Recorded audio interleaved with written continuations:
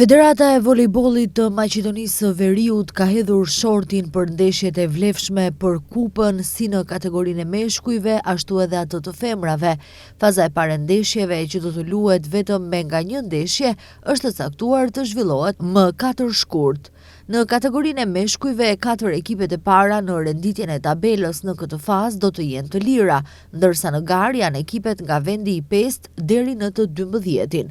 Më 4 shkurt në kategorinë e meshkujve do të përballen Universiteti i Tetovës, Janta Volej, Susheva Skopje, Liria Vesna Probishtip dhe Shkëndia Makedonia Gjio.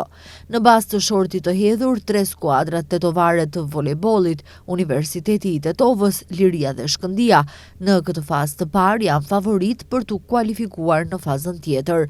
Ndërkaq në kategorinë e vajzave, në këtë fazë eliminuese, më 4 shkurt do të përballen Flamengo Volej Shkupi, Vardari, Vajzat, Universiteti i Tetovës, Forca Volej, Bamikor, Janta Volej, Viola Volej, Novo Selo Kumanova dhe Boreci Viktori Volej.